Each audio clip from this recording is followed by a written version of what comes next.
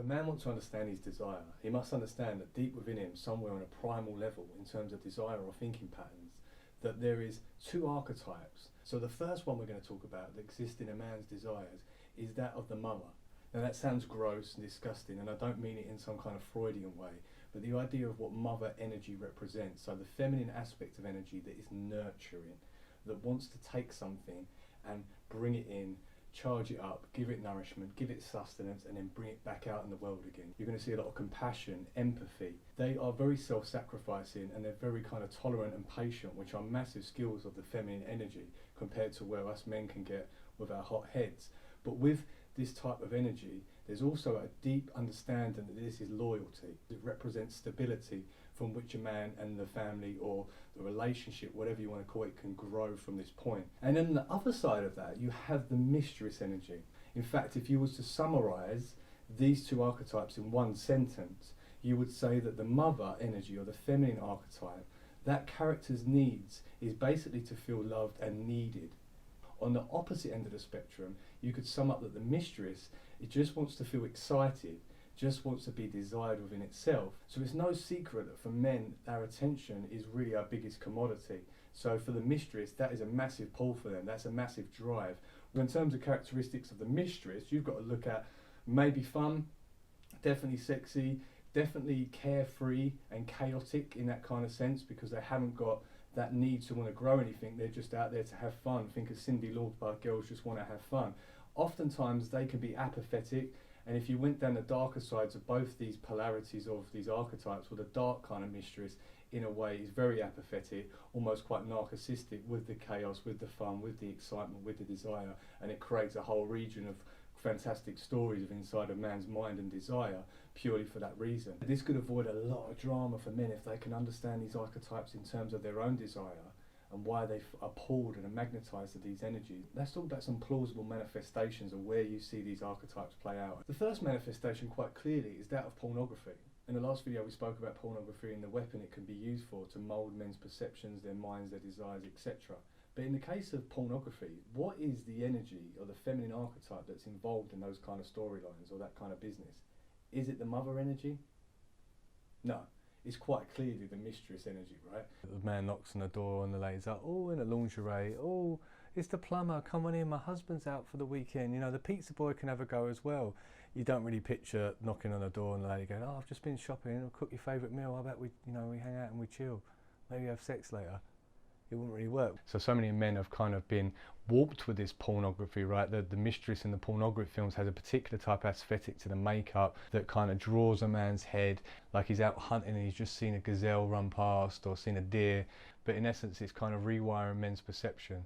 So they're visual and they want the mistress, but deep down a lot of men still want that motherly energy that they can build upon and find loyalty, because you can't expect loyalty from the mistress. She just wants to have fun. So this is where pornography again reshapes men's perception of it, because yeah, for the desire, the excitement, the fun, the mistress appears great, but would you want to take that and try and turn that into something where you're looking for stability? No, you shouldn't. Hence that phrase, she belongs to the streets. You'd be surprised the amount of men that do this, and where this is interesting is if you start from the first foundation, you see this story play out where the man has the mother. He might have children, he might have a family within inside of itself, or he has a grounded, kind of stable, feminine energy within his life. However, if he was to go and cheat, the desire that normally pulls him is the mistress energy.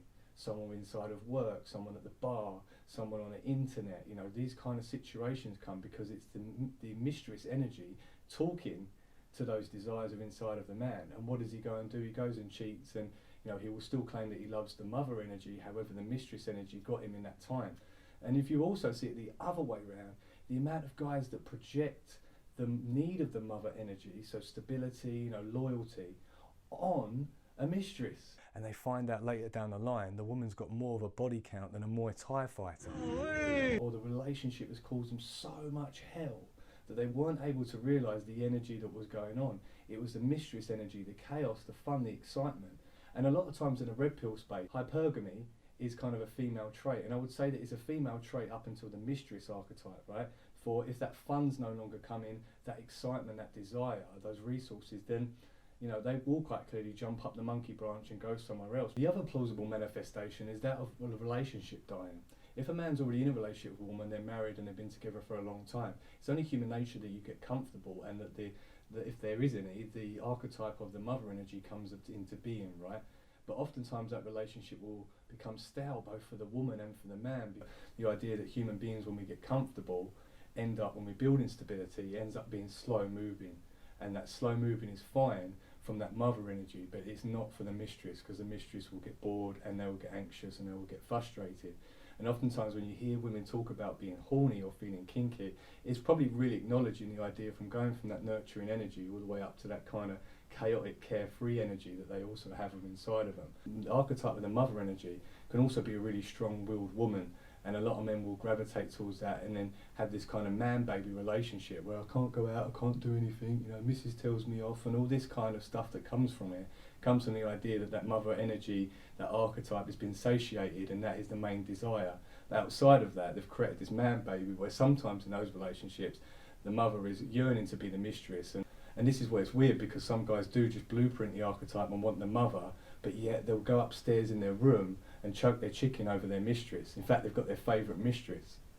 And obviously when I'm talking about mistress, I'm not necessarily talking about another woman, and when I'm talking about mother, I'm certainly not talking about a mother, but the energies that exist in a man's mind and how he's trying to bring it together. So men, please understand this. Please understand, very, very simple. You know, the world and the culture is driving towards the idea that the mistress is the focal point. That's like porn, it pulls you in, a bit like pop music. You've only got to put on pop videos and you can kind of see very, you know, sexy women, the mistress kind of characters singing all sorts of songs that kind of already satiate this desire. So as we said in the last video, we're a very overly sexualized group of men compared to what it would have been many years ago. If they were aware of this archetype and would see it out in play, then they might be able to avoid these situations, or at least get clear on their desire, so they're not just at mercy of their own impulse and easily cock-led by the culture and all those things out there that's designed to kind of make it difficult for a man to navigate the world. And what would you see enriching your life, and what do you see ultimately impoverishing your life?